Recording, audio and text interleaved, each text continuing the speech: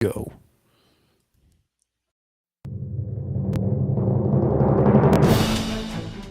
This is All About Wine, the talk show dedicated to the wine industry since 2009, featuring winemaker, cellar master, vineyardist, and tasting expert, Ron.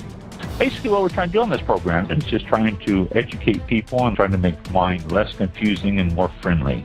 From coast to coast and around the world. You know, we really have had some neat people on the program. I love that. Post your questions and comments during the live show on our Facebook page at www.facebook.com/allaboutwinebtr. Again, that's www.facebook.com/allaboutwinebtr. And now, All About Wine is on. Here's Ron.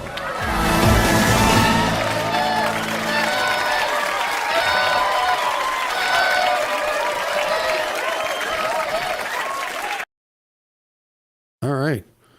Okay. There? Yes. There Now you go. I can talk. Well, as soon as you turned on the video clip, it muted me. It had a little thing across the top that said you are muted during video clip. So Yeah, they do not want you interrupting that video. no, they don't. And I just, no more over talking it or anything else. Yeah, we're that's just sad. muted out of it. Yeah, that is.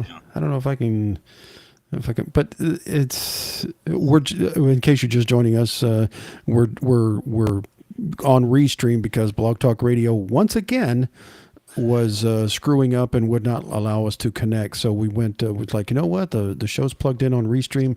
Let's just do it on Restream, and it's automatically going out to Facebook and YouTube anyway, which is what Blog Talk Radio was going to do. But they're pretty much no good to us most evenings now, which is pretty sad. So we're kind of looking at the display now because it's an actual, like a studio with different features and just getting used to it still on Restream. So it's just something we're gonna have to learn. And if this is the platform we go with regularly, then we'll just figure it out and hope for the best. But it's just learning where everything is and the different screens and things like that. So we have chat open. So if you're out there on social media, watching this, leave a comment and it'll come in here and we'll be able to chat back with you and all that good stuff. So.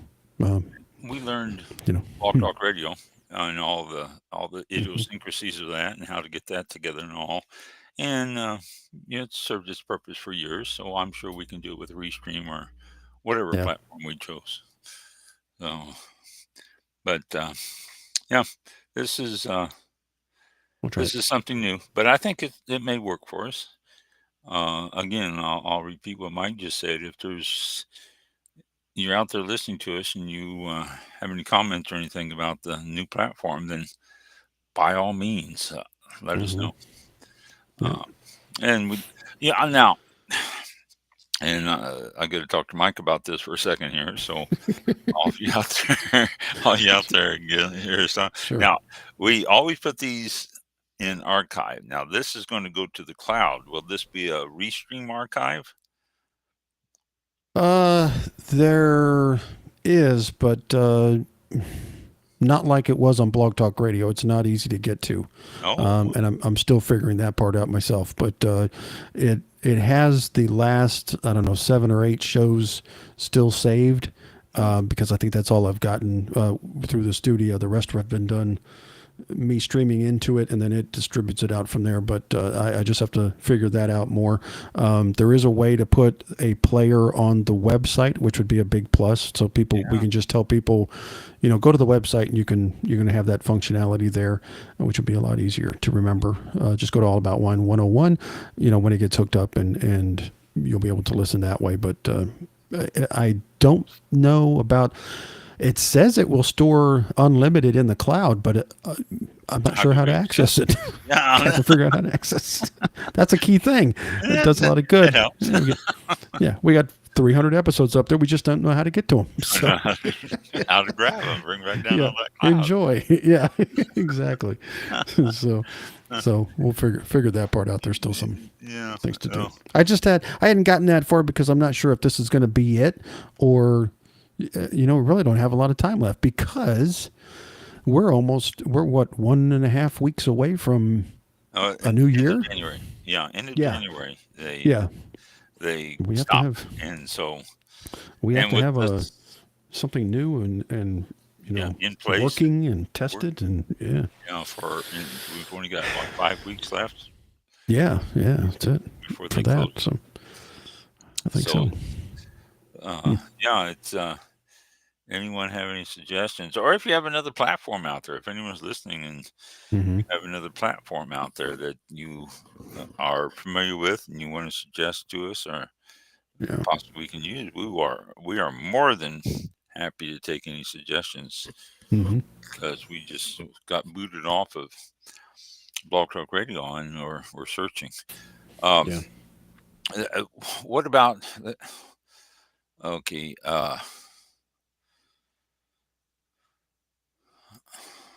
Oh, okay. Listening, they can listen through the website. Possibly, we can hook that up. Yeah. What We'll get about that figured out. uh, the? Well, see, I don't have the screen here, so you may have a lot of stuff there that I'm curious about uh, Mm. that I don't have. All I have here, I was telling you, on the left-hand side, I've got my name and little icon RH, and then the sound that shows a little green. So if I'm Mm-hmm. talking too loud, it'll keep me informed of that. And then you're on the show. Everyone can see and hear you. No one can see me. Now, this is another thing.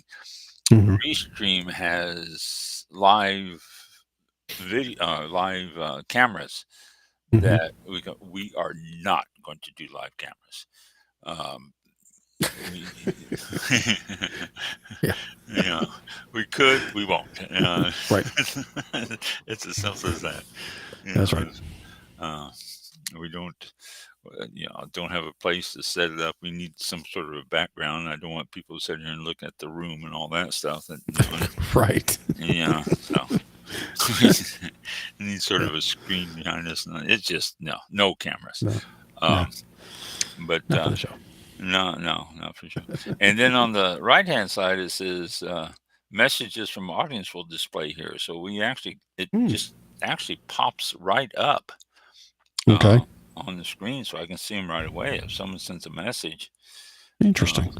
I can see it right away. Well, that'll help if anyone wants to, chat in. They go to YouTube or to Facebook, and they can immediately send us a message. And like you said, you'll get it. I didn't realize you had that on there because I have it open, but I can close it, and there's some icons on the other side of that. So, yeah. If you close it, will it affect mine? Let me try it. Okay. I just closed it. Nope, it's still there. Okay. It flickered for real fast, but it's still there. Okay.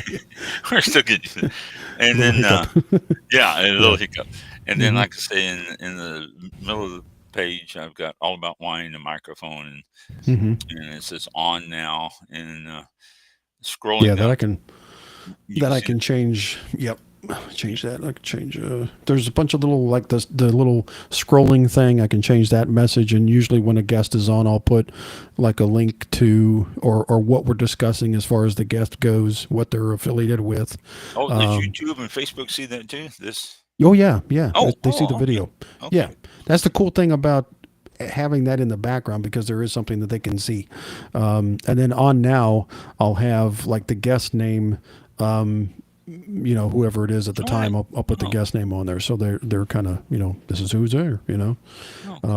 But yeah, it's configurable. It's a lot easier doing it on here than it was when I was using my software to go into this and just use this as a an output type of thing. So this is a lot easier. It's built in. I don't have to run additional software, so that's kind of cool. I think, I don't know if you'd see the difference, but there is a way to change the colors. Oh, there it is. Yeah.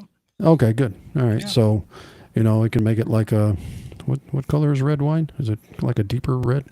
Yeah, Is that like a brown burgundy? there. brown Is is it? not good. That's Oh, okay. That's more of a brown. That's Let me go back to something else. that's I was trying to black. find a.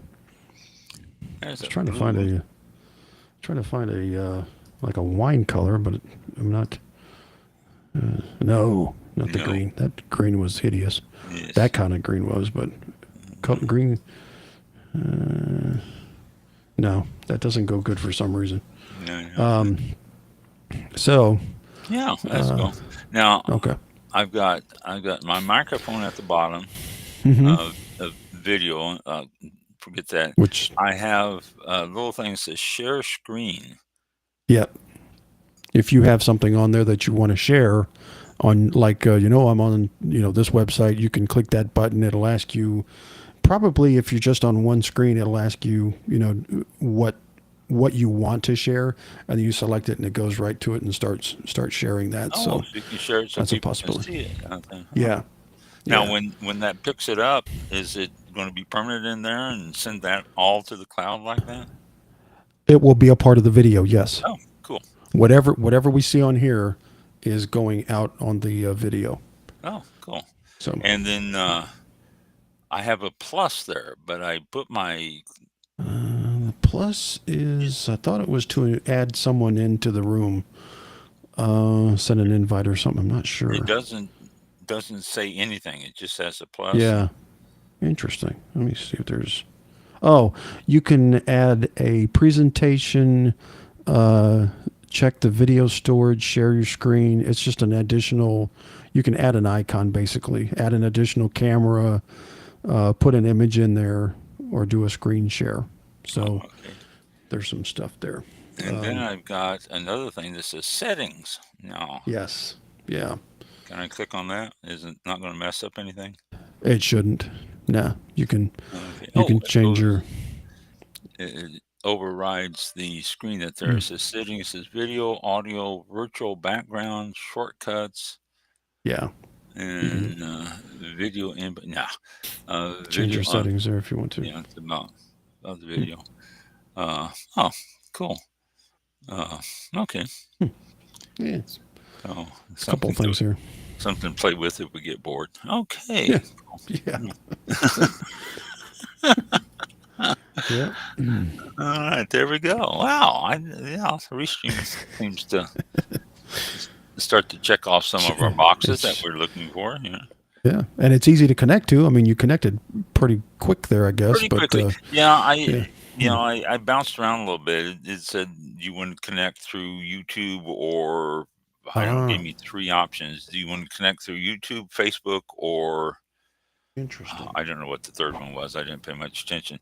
And I thought I had to connect through one of those 3, and I tried to do it, and then it said, you do this, you do that. And it took me that's why it took me a few minutes to get in there. And that's why I said, I'm not getting in there. I've got all these other things.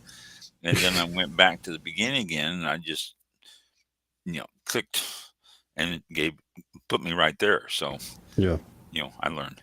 well, So it's working. yeah, it is. So Okay. is something. Oh, I know what else I was going to ask too. Blog Talk Radio had a nice feature which I enjoyed, was the number of listeners. Does this have anything like that?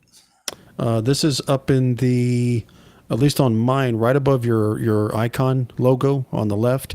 I have what the video rate is, the time it's been live, and then there's a little eyeball looking oval that says the current listeners on there.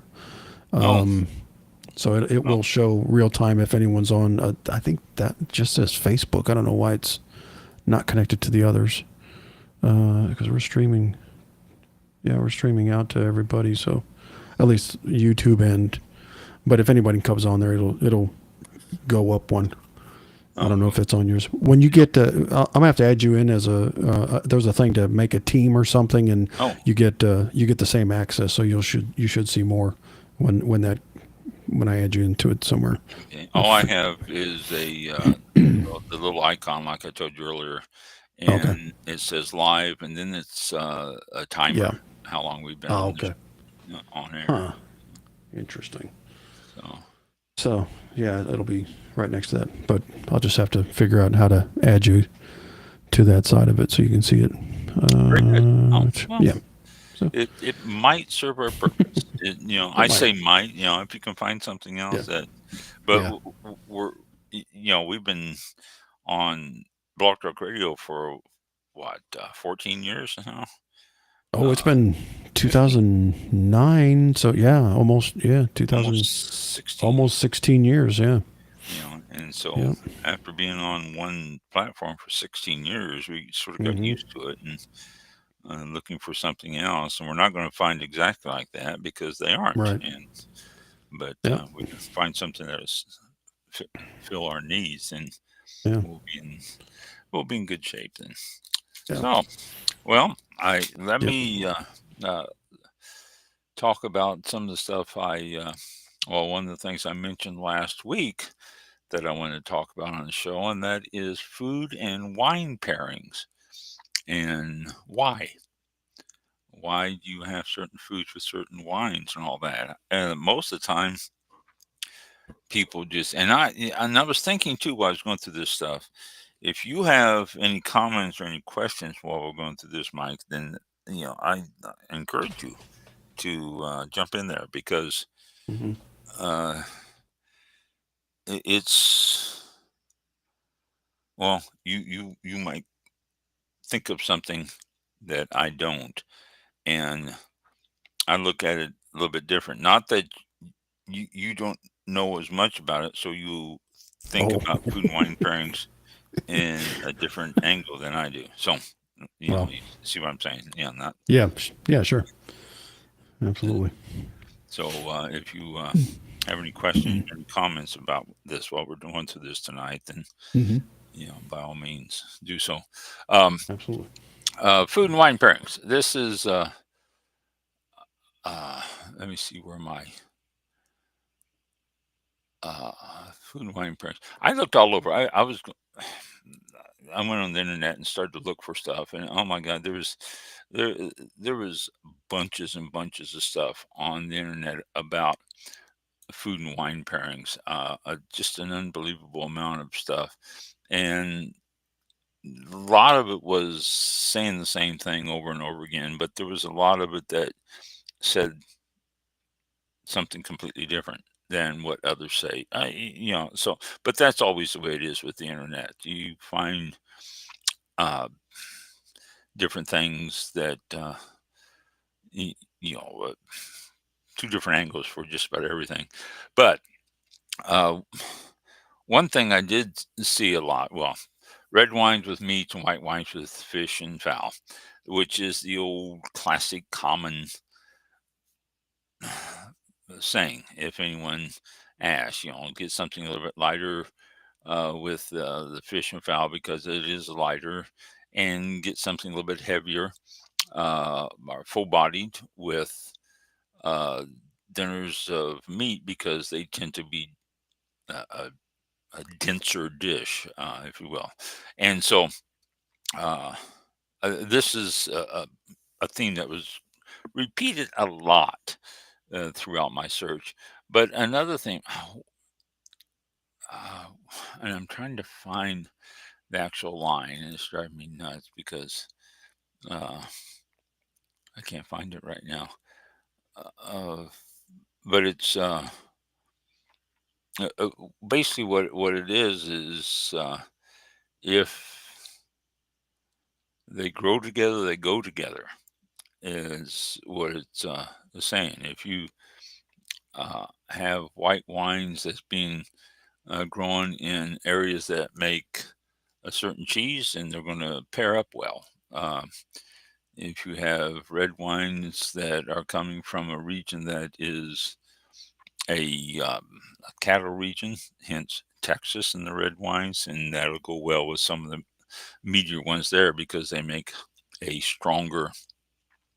uh, stronger wines to match up the meats and stuff like that, which basically is not a bad idea.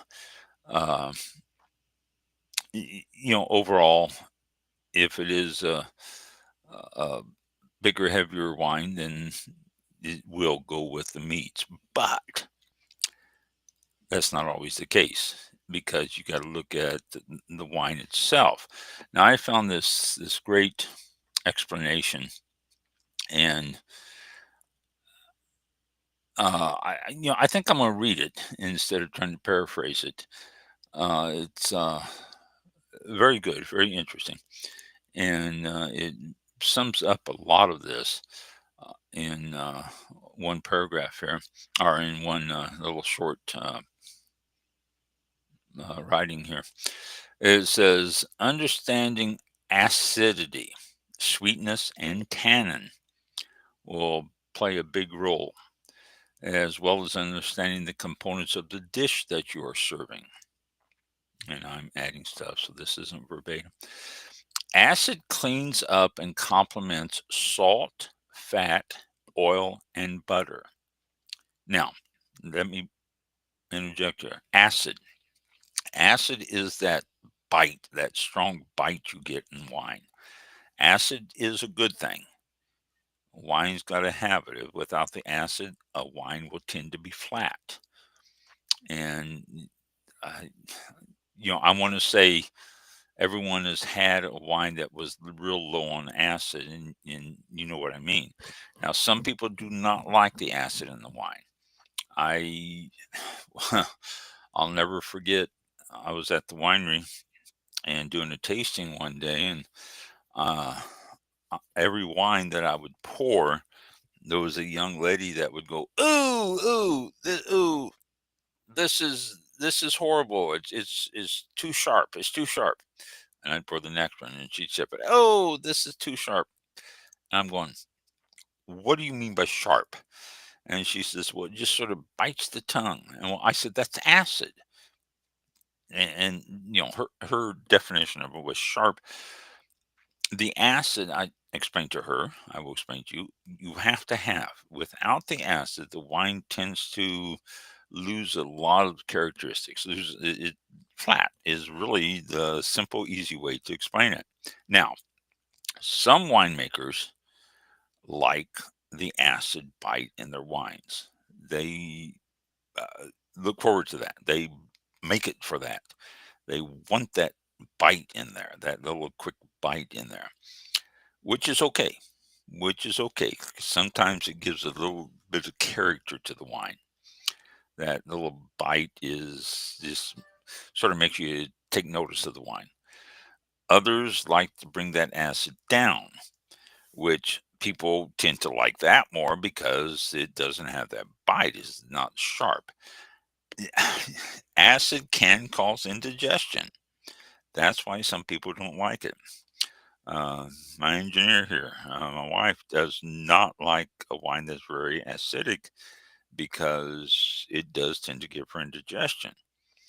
I, on the other hand, enjoy that bite as it hits the mouth, and if it's balanced well with everything else, it's very enjoyable. So, acid really does complement things like salt, fat, oil, butter. So when you're cooking something with a lot of salt in it, you want some of that acid in there, which is going to uh, lighten up the food. Wines higher in acid tend to go with lighter foods. Acid also cleans up or refreshes the palate. So some dishes that can be uh, fatiguing, if you will, to your palate respond nicely to acid. If well, peanut butter and jelly, a peanut butter and jelly sandwich. The peanut butter wears out your palate, but the acid in the jelly rejuvenates it. You understand where I'm going with that? A peanut butter sandwich by itself tends to be uh, gummy, sticky. Uh, I don't know what's the words I'm looking for here, but just the peanut butter. I'm not a big peanut butter fan, so but I love peanut butter and jelly sandwiches. But uh, you add jelly to it, regardless of what type it is, and the jelly's got some acid in it, and that makes the sandwich come through so much nicer. And this is why white wines are usually served, and sparkling wines, as far as that goes, are usually served before dinner as before dinner drinks, because they literally appetize your palate and prime it for the food by refreshing the palate, by cleaning the palate, by getting it prepared for the meals that are in front of you. So, and again, I said I was going to associate this with the holiday here coming up, Christmas and New Year's and all that stuff. The If you want to clear the palate out, get the palate prepared for the meal, then serve some white wine, and not real acidic white wine. There are some out there that can really jump out and be quite acidic. Sometimes a Sauvignon Blanc can tend to be a little bit of acidic. Pinot Gris also tend to be a little bit acidic. Chardonnays are not as acidic as those other two I mentioned, but if and then champagne, just get so or sparkling wine. I shouldn't say champagne, sparkling wines, and there's lots of them on the market. A nice uh, prosecco. Get a uh, well, not a brut. That's a little bit drier, but get yourself a little bit sweeter prosecco and or something like that, and that'll work real well as a an appetizer drink. Okay, the sweetness and the dryness is something that's a little bit harder to try to balance out here. Uh, Either one of them complements dry. Sometimes it complements sweet, and sometimes the complete opposite works. It's sort of like a fun experiment trying to find out what wines will complement on uh, the sweetness and dryness scale, which ones is going to come out best. That's why the sweetness and the dryness are why the white wines and the medium white wines at the beginning sort of prepare your mouth for it, because don't know how it's going to work. Uh, it depends. Either one of them may go with a sweet like foods, honey, fig, stuff like that. But they can also be terrible with that, depending on how the sweetness is in the food. Good example, think dark chocolate. The complexities balance everything. You get the sweetness of the chocolate, but the dry bitterness cleans it up and balances your palate so you don't feel like you're worn out and disgusted by eating a ton of milk chocolate. And that's a good example, and this is from this article here. Uh, the bitterness in chocolate and in dark chocolate is it wakes up the mouth, causes but then you start getting that chocolate taste, that real true chocolate taste, and it sort of says, "Oh, well, that was all worth it and everything." But the bitterness, the bitterness at the beginning balances your palate and prepares you for the taste at the end. Uh, so I don't know if that helps any. I'll go into more of these. I got another article that talks about this stuff too. Tannin. Okay, tannin is the dryness that you get in the wine. This is the aging potential of wines. I like a big bold wine that has some tannins in it. That's just my preference. Though I have nothing against a sweet wine and nothing against mild. Any of these others, these are all good. I've had all of them, but I mean, if people ask me, and they have asked me many a time, if you were stuck on a desert island, what wine and you can only have one wine, what wine would you choose? And I I'd always go red. I mean, I would just it's not a debate in my mind at all. I would always go red, but it would be either a Cabernet Franc or a Barbera, or possibly Carmenere. Carmenere is really good too, but Carmenere usually doesn't have as much of the tannins as you would find in a Barbera or a Cabernet Franc. So that's why I go with those. And so the tannin is that dryness you get in there. Uh, this is really why the big reds go well with meat, because of the tannin. The tannin in the wine breaks up the compounds in the food to release more flavor. And also the food proteins uses the tannins so it can somewhat neutralize the bitter dryness of the tannin. So you've got that balance there. And this is something I have mentioned many a time to people who ask about food and wine. You want a balance. You want the balance in your mouth. You take a bite of food and you just, oh man, that's so good. Just like the TV advertisements when someone has it, you look at the person and you nod your head and smile. It's good. It's really good. But then you take a sip of a big red wine, and that takes over the mouth. That cleans out that red wine proteins and flavors, and the tannins take over and fill the mouth with the wine flavor. Uh, Neutralizes that bitterness, the dryness of the tannins because of the meat that you just had. So you don't have that real strong tannin. And then again, you look at the person who brought the wine and you nod your head and you smile again. It balances. It goes, bite, smile, great. Sip of wine, smile, great. Acid in these big wines will similarly balance the fat of your meat. Not that the meat, not talking about that strip of fat on, I'm talking about that's in the meat, and the meats do contain some fat. Uh,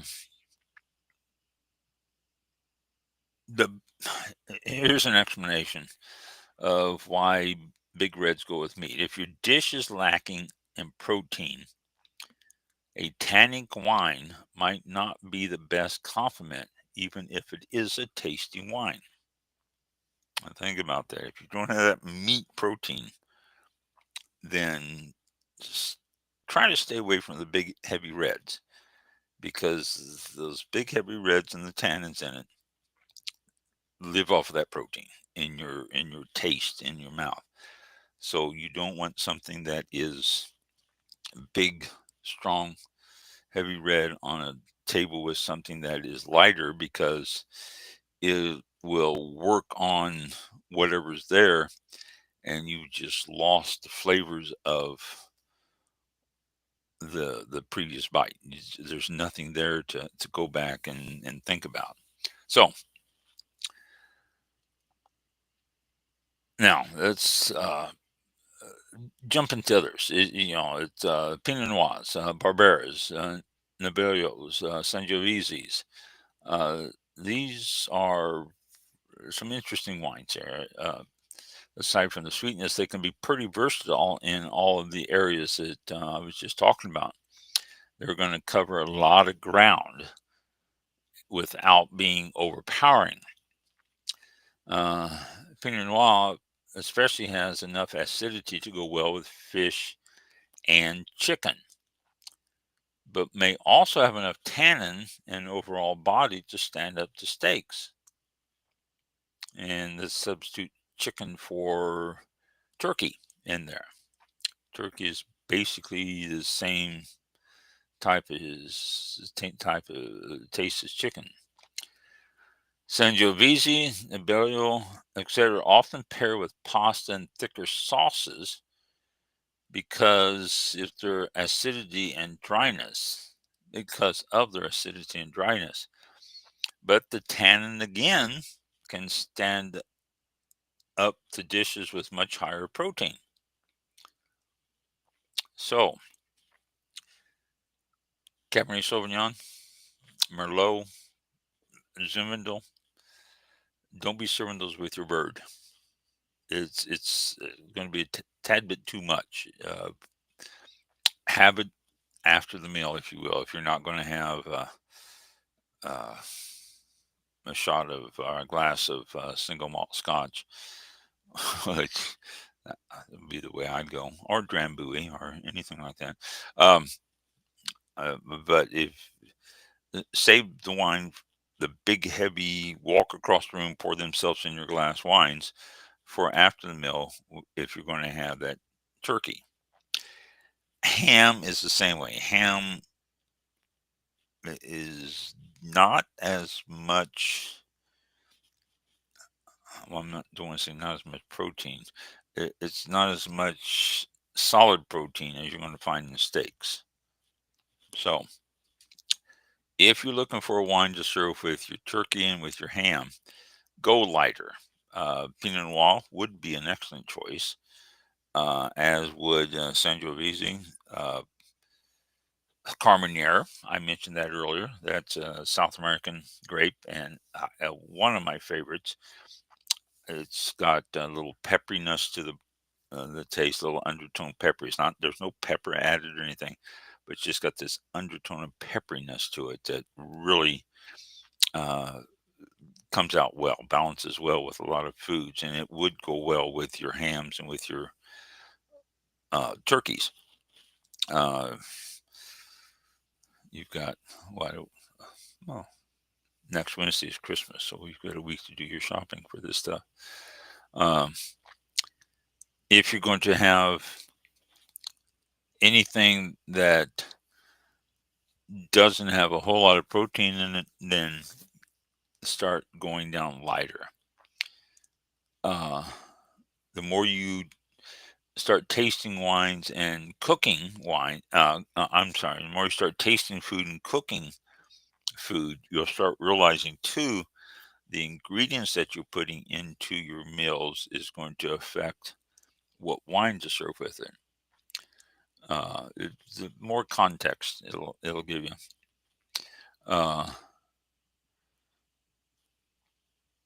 Not every pairing is going to be great. Just remember that. You're going to find a wine that you love and you've had before, and you say, "Oh, this is great. I want to share this with the family or friends and all that on Christmas Day." And they pull out the turkey and they throw the ham on the table, where they pull out the goose. And by the way, goose tends to be a little bit stronger flavor. Sometimes, if it's just goose, it could possibly hold up well with a little bit stronger wine, a little bit more tannin in it. It's Goose has the ability to do that. It's not a light flavored bird like I think turkey tends to be. Um, so, if you've had these wines before and you want to share them with everybody, it doesn't mean that it's going to work. It's just some wines just don't work well with different foods that you think they would. Some wines are meant to be drunk by themselves. Do so and enjoy them. But when you start putting them with food, you start getting a different flavor profile that you really weren't looking forward to, and was not trying to accomplish there. Uh, so uh, let me go a little bit more here about it. Here's another article here. It says that this says some tips and guidelines for food and wine pairings. And as I just said, this starts out here, the basic principle behind wine pairing is to complement or contrast the flavors and characteristics of the wine and food. And see, contrast is something that most people don't consider. You want to complement it, but you can contrast it just as much. You can have a salty food and serve it with something sweet. Try to eat some salted peanuts with a sweet champagne. It's really good.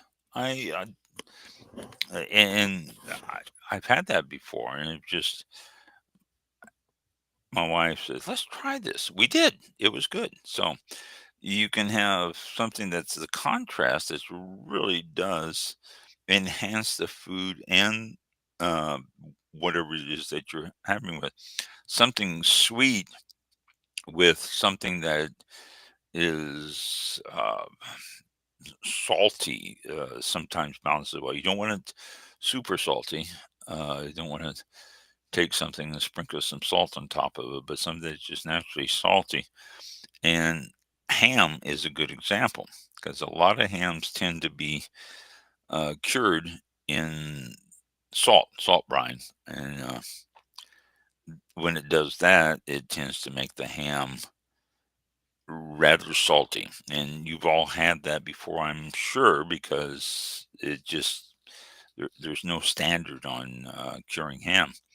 So when you get a ham that tends to be salty, try something a little bit sweeter with it.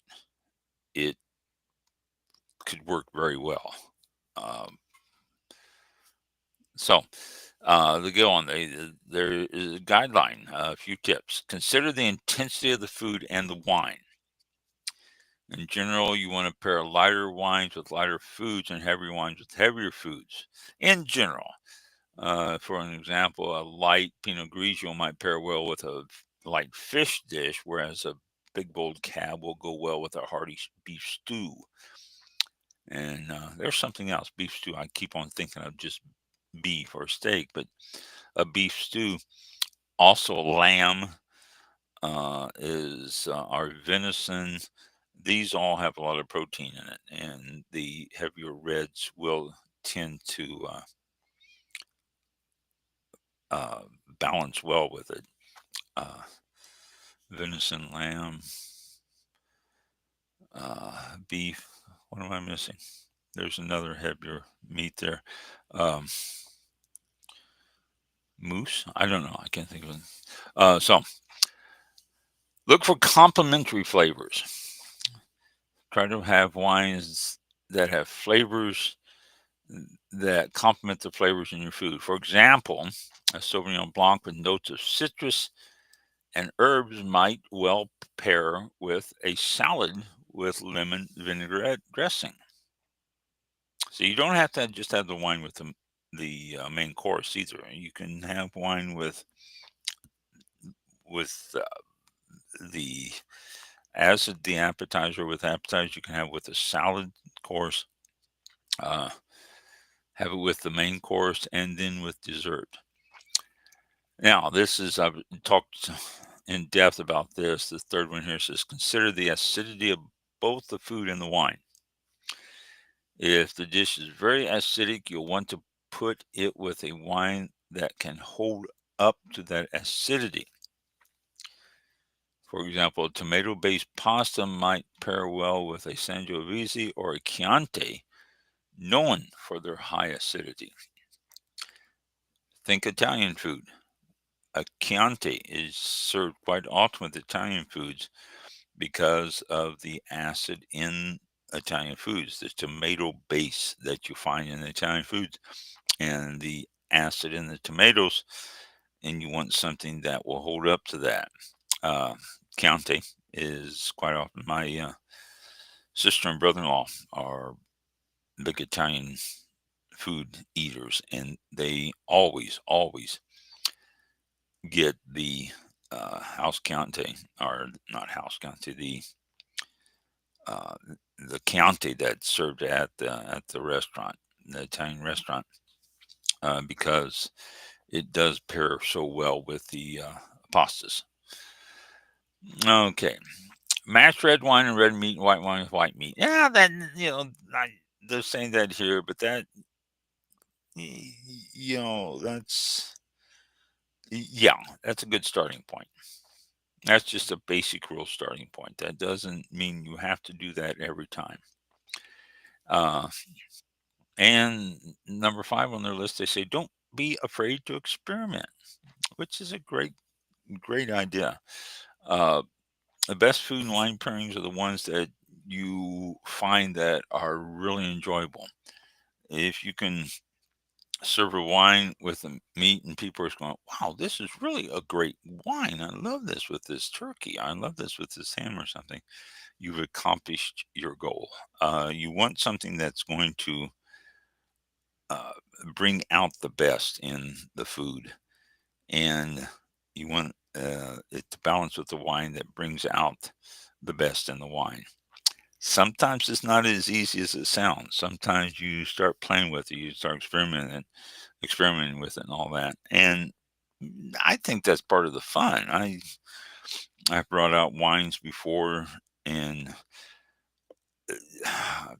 disappointed in the combo. That doesn't mean I didn't drink the wine. It just simply means that it was not the best combo for the food that I brought out. So, because of that, you don't always choose the right ones. Sometimes it doesn't quite live up to what you might think. And they say consider the occasion. We're talking about Christmas here, so that is the occasion. A few examples they have here: Pinot Grigio. We all know Pinot Grigio is dry, light white wine with little crisp, fruity flavors, and it pairs well with certain foods, usually light foods. Seafood, they're saying. If you're having seafood, shrimp, scallops, clams, oysters, Pinot Grigio goes very well with those, and it does. It's just Pinot Grigio has enough uh, sharpness, bite to it that it really does enhance the seafood dishes. Also, light pasta dishes. Now, I say light pasta dishes because you don't want something that's got this heavy uh, sauce in it. They're saying linguine with clam sauce or pasta primavera are really good matches with Pinot Grigio. Salads. And this is something most people don't look at wine to be served with salads, but it does complement salads very well. Pinot Grigio is an excellent choice uh, to go with salads because Pinot Grigios tend to have uh, a greeny, grassy flavor to them. I think most every Pinot Grigio I've ever had has had that grassiness to it that it's not bad. Don't get me wrong. I'm not saying it's bad, but it would complement salads. And then if you are having something for people to nibble on, some soft cheeses, goat cheese, brie, uh, and Pinot Grigio, a good combination. The creaminess of the cheese really uh, cuts well through that Pinot Grigio's acid, and it gives you a very good combination. And then light appetizers, uh, bruschetta, grilled vegetables, hummus, all these in Pinot Grigio is the wine, really wonderful combinations there. I like hummus. Hummus is really good. I haven't had hummus in a long time. Pinot Noir. Okay, now let's go a little bit red here. Um, get away from it. Pinot Noir has a little bit lower tannins, uh, and it's often paired with meats, but it doesn't have to. It's like I said earlier, it's versatile enough that it can pair well with other other foods that aren't as that strong. Let me take a drink here in my throat. Okay, I don't have wine tonight. I just have a soda. Uh, Grilled or roasted meats. Pinot Grigio. Excuse me. Pinot Grigio is the right wine for grilled or roasted meats. Okay, now you talk about lamb, duck, chicken, beef, turkey. The wine's fruitiness and malt tannins will bring out the savory flavors of those dishes, like you know and I particularly duck. I don't know, duck depends on how it's prepared. Duck tends to taste a little bit ducky, a little bit a little bit like a duck. I don't know. It depends on the pinot. It's it's kind of foul, I Yeah, think. yeah. It's not a at all clean type of bird. Nothing like turkey and chicken. So when you start having a Pinot Noir with it, then you know I don't know. It depends on the Pinot Noir, and if you're going to get one that's going to be strong enough, then it won't go with other stuff. It says here mushrooms. Dishes with mushrooms tend to go very well with Pinot Noir. It The umami flavors of their mushroom tend to come out with the Pinot Noir. Umami is the newest. Well, no, oh, I knew all of them. Umami, komami, two new flavors that the Japanese just. Well, I say just. It's been 10 years now, almost 10 years since they came out with these. But the two flavors that they found. Well, so umami, komami. I think it was komami. Salmon. Uh, you think red wine with salmon, but yeah, the salmon tends to. And again, it depends on the salmon. I've had some salmon that was very good, very mild, and I've had some that was extremely fishy. And I was disappointed in the fish. I am a big salmon fan. I love salmon. You grill a salmon steak for me, and I will just you know uh, follow you everywhere. I'm a great salmon fan, but I've had some salmon that has been uh, disappointingly fishy, and I don't know if the Pinot Noir would cut that or not. Maybe that would be an interesting experiment. It just dawned on me too. I said I've had some that has been very fishy. I wonder if wild caught salmon or pen bred salmon had a difference in those two tastes. Hmm, that's something I've never considered. I'll have to start asking that from now on.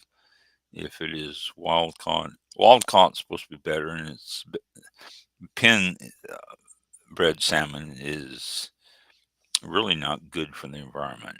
Uh, it messes it up keeping them all in a pen like that. But I don't know. I'll have to start asking. But Pinot Noir with salmon sounds pretty good. Soft cheeses. We're talking about soft cheeses again here. The creamy texture of a brie or camembert or goat cheese, and the tannins, the malt tannins would contrast it. Just bring out some really nice creaminess in those cheeses. And of course, pasta with a tomato sauce. You don't want a heavy tomato sauce. You want something that's, I would think, a little bit higher. But again, the Pinot Noir's acidity will balance that tomato. And Cabernet Sauvignon. What are we looking at here with this? Cabernet Sauvignon with red meat, of course. I mean, everybody knows that. Beef, lamb, venison, Cabernet Sauvignon, great matches. Uh, Lamb tends to be a little bit off. Well, not, I don't want to say off. I don't know what's, lamb has a different flavor than uh, beef or venison, but the Cabernet, a good Cabernet would balance that very well. Aged cheese and hard cheeses, um, and Cabernet Sauvignon, cheddar, Gouda, Parmesan. All these are good balance with Cabernet Sauvignon. Dark chocolate. Now, if you've never had good dark chocolate with a Cabernet Sauvignon, you are really missing out. It is a great combination. I was at the winery one evening, and this young lady walks in. I say young lady. She was in her lower 30s. Everybody was young ladies to me then. Now, but she was in her lower 30s. She walks in, and she was the only one there. I was there, and we started to talk. And it was back when we had this Carmenere and Cabernet Sauvignon and Merlot that we got from Chile, and we were selling these from Chile. And they had some tannins in them, and they had some nice flavors. And I was poured her the Cabernet Sauvignon, and she really enjoyed it. And she goes, I have something I want to share with you. And she reaches in her purse and she pulls out a piece of paper. No, it wasn't a piece of paper. It was paper. But she sits on the counter and she opens it up. And there's about an inch and a half square of dark chocolate. And as soon as she opened up that paper, the smell of that dark chocolate just hit my nostrils. And it was just like, oh, wow. And she pulls out a little knife and she cuts a little small piece. And it was, you can tell that this chocolate was something that she spent some money on, and she wasn't going to be frivolous with handing it out, but yet she wanted to share it. And she says, "Here, let's try this with this Cabernet." And oh my gosh, it was so good. It was very expensive dark chocolate that she'd gotten in Miami just a couple of days previously when she was down there, and she was kind enough to share it with me while we had that Cabernet. But boy, what a combination! A good dark chocolate and a good Cabernet is just phenomenal. Grilled vegetables. There you go.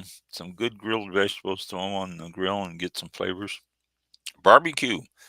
Uh, Briskets, ribs, pulled pork, and a nice Cabernet Sauvignon. Mm, what a combination. Every time we barbecue, I always pull out some of our good cabs and enjoy it with it. Sauvignon Blanc, the Christmas of a Sauvignon Blanc. If you're looking for a good Sauvignon Blanc, look at New Zealand. New Zealand really does put out some good Sauvignon Blancs, as does Oregon, as far as that goes, though. But New Zealand got some great Sauvignon Blancs. Seafood, uh, the salty taste of oysters, shrimp, crab, scallops, and the Sauvignon Blanc with a little uh, zestiness to it, that little grassiness to it. Great combo. Goat cheese and Sauvignon Blanc. The creaminess of cheese will really come out. And again, we're talking salads. Salads will work well. Citrus or vinaigrette dressings and the Sauvignon Blanc. Good combo. Grilled vegetables. Uh, the zestiness of the Sauvignon Blanc balanced with that smoky grilled vegetables. And here's something too. Some of the hardest food to find a wine to pair with is asparagus, zucchini, and bell peppers. Bell peppers, not so much, but asparagus and zucchini, those are hard to find a wine to match it. Sauvignon Blanc, I give you your go-to there. Whenever you have a zucchini or an asparagus meal, a nice asparagus with cheese on it and Sauvignon Blanc, there's the meal right there. And sushi. The sushi is becoming very, very mainstream all over the place now. Don't buy it from a gas station. Chardonnay, wine and food pairings. Let me go through this here. Seafood, of course. Now, Chardonnays come in so many different styles. You can buy yourself a completely unoaked Chardonnay, or you can buy one that has been oaked and give you that real heavy oakiness. You can have a one that has not went through the malolactic fermentation, that doesn't have that butteriness to it, or you can have the one that's been through the second fermentation, gives you that butteriness, that butteriness taste to it. 4 styles of Chardonnay. So when you're getting your Chardonnay, consider what you're going to eat it with. Seafood, I would go unoaked. Creamy dishes, the butteriness. Now, here's where you grab the butteriness for your creamy dishes: pasta with cream sauces and cream-based soups. Poultry, I don't know. I guess the butteriness would probably work along with the unbutteriness. They're talking about chicken, turkey, duck, Chardonnay. And Chardonnay, if you really want a go-to wine for your turkey, Chardonnay. Simple as that. Cheese, the high acidity of Chardonnays. Unoaked Chardonnays will really bring out the acid. Vegetables, pork. Uh, we're talking about ham. Chardonnays can go well with ham. I would go, uh, if it's an oak Chardonnay, that would be good. I wouldn't go too buttery, but it might balance out well. The saltiness in the ham would balance well with the Chardonnay. Spices and herbs, they're talking about basil, dill, tarragon, and spices like ginger, cinnamon, nutmeg. All these, they say, will pair well with a Chardonnay. And then lightly seasoned dishes, grilled vegetables and stuff like that, lightly seasoned dishes. So all those go well with Chardonnay. So that gives you um, a nice food pairing. It's getting late, but let me run through the Syrah wine food pairings, or Syrahs, if you buy it from Australia. Grilled or roasted meats, barbecue, spicy foods, hard cheeses, dark chocolate again, mushrooms, tomato-based dishes, game meats, venison, and wild boar. And they're suggesting that you do the Syrah with the game meats. They said the strong flavor of the Syrah will balance well with it. And Moroccan style dishes. I gave a couple of names here. I'm not going to destroy, so I'm not going to say it, but Moroccan style dishes. And Tempranillo will be the last here. Grilled meats, lamb, pork, beef, roasted vegetables, tomato-based dishes, tapas. That's Spanish tapas. They say they'll go with a paella, another Spanish dish, stews, roasted chicken, mushroom dishes, again, just like the cabs, and spicy foods. These are all Tempranillos. Uh, Tempranillo. Tempranillo. So if you see those go well out there with it too. And finally, Merlot.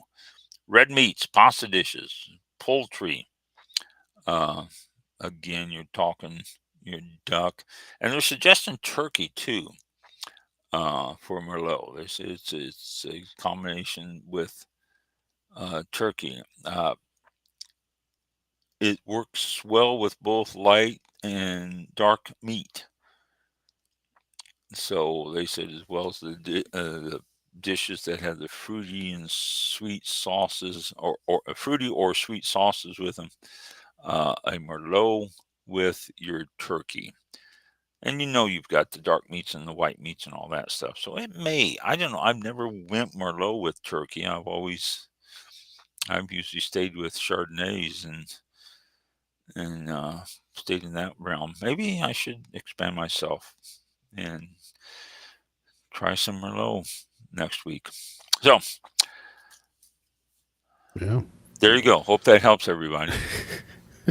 Yeah, that's quite a bit. And I like how you started with the basics and understanding, the acid and tannins and all that stuff, and then kind of built into what goes what, and because now we're kind of getting a better idea of why.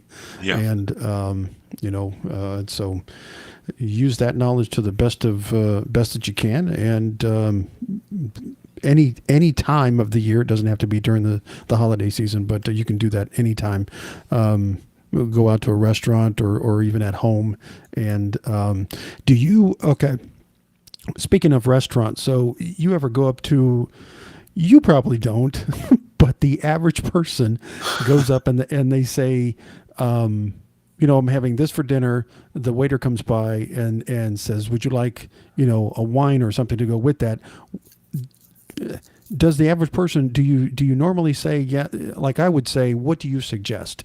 What do you recommend? It's always a good response. And they know enough to where they can suggest something, or are they just throwing, whatever, like a doctor issuing medicines or something like, yeah, just take this, this Yeah, you have a good point there. You have a very good point there. You go into Olive Garden and they've got their self an extensive wine category there. Extensive wine. Would you like to have a taste of this? We have this on special and stuff like that. And they'll just throw stuff at you. And I've never been a waiter in those places, so I can't speak with authority, but they might work on bonuses or extra commission or something for any of those wines that they sell. And if that's the case, they don't care how it matches with your food, right? As long as they sell a bottle to you. So when you're in places like that, and they have certain ones that they are promoting, and let's spell that push, P-U-S-H. Yes. Then you may be steered wrong simply because it's going to give them a bigger paycheck. And most of these waiters in these places are not knowledgeable enough to really tell you the difference. Okay. So you go into a place like Burns Steakhouse in Tampa, where they have a real wine cellar, and what was it, that one bottle that was like $30,000 or something? Yeah. Oh yeah. We talked about that a long time ago, but something like that. I'm sure they have some skills to it, and we've talked to some here on the show. We've talked to guests that started out in the restaurants and learned about the wine and picked up on it, but they're not really the chain restaurants. They seem to be more specific and a different classification, I guess. But so yeah, they do have that kind of knowledge. But you just get somebody who hires the next high school kid or something, and suddenly they're recommending wine that they just barely know that it comes in a glass bottle or something, or in a can. Who knows? Exactly. This one's in a can. Do you take that? Take what their recommendation is, or listen to a show like this, and we're giving you ideas. Ron's definitely got it, and Yeah, and when you go in a restaurant, if you're going to Mhm. have a bottle of wine, you expect to pay 3 times the amount that you would pay in a store. That's standard Mm. 3-time markup. So Okay. you want one that you're going to enjoy, and take the recommendations I gave this evening Yeah. with you, which will probably help you more than asking the kid what he recommends. Right. Uh, they don't, I don't think they're going through any training at all, except just how to open up a bottle and what Right. glass to set down. I, Yeah. Be you kind of know, leery about some yeah, of that, what that's their it. experience is.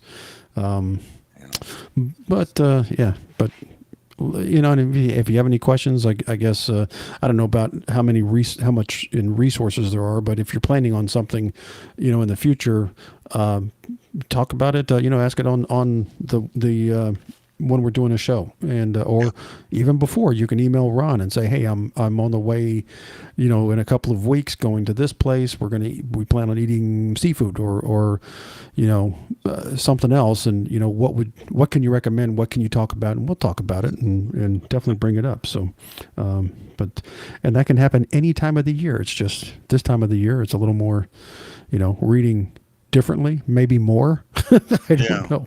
Well, this time of year we start, Yes. getting different types of food that Yeah.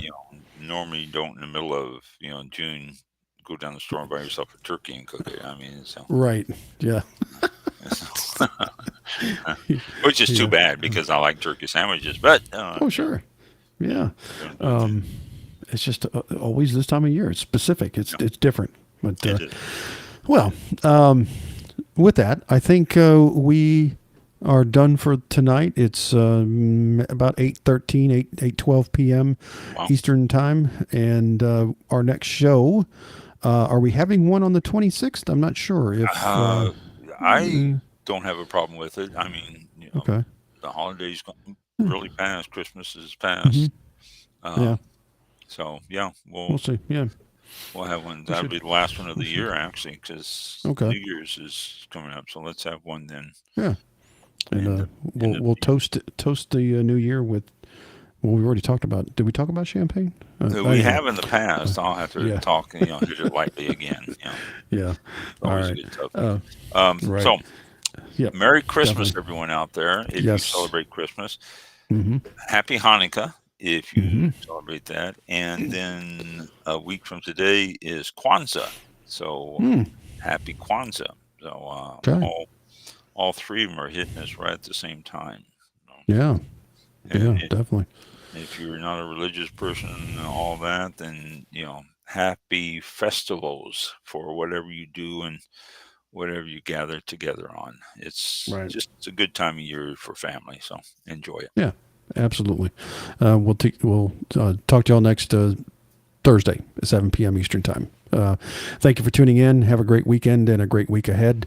And like he said, holidays and Merry Christmas. And we'll see you the day after Christmas. So And want to be hear all safe. about it.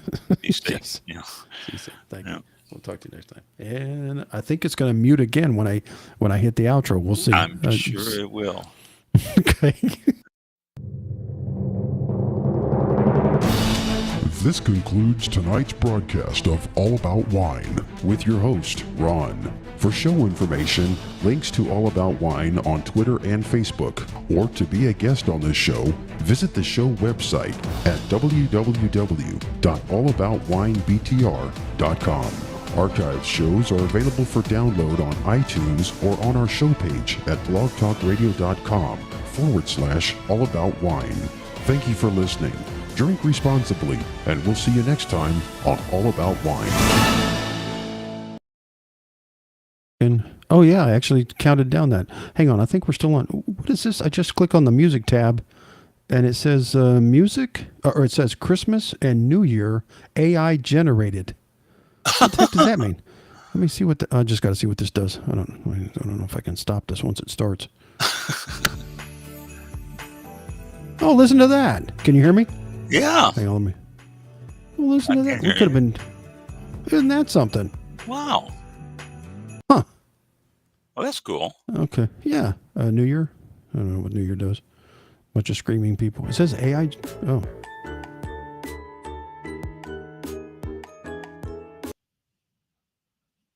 AI generated. It just, I don't know if that's New Year. It says New Year on it. So anyway, yeah, interesting. And you can put custom stuff on there. So maybe we'll put some things on there. I don't know. See how it works. That's a first. I never tried that. Oh, we still on? Okay. We're still streaming. Yeah. Let me end the stream. Sorry, a little extra there, and it's totally for free. We're not going to charge you extra for these. No, we don't. For this experiment here. Just found something new on here. What's notes? Oh, we can start typing notes too. Interesting. Huh. All right, let me end the stream. Thanks, y'all. Okay, bye. Facebook and YouTube. Okay.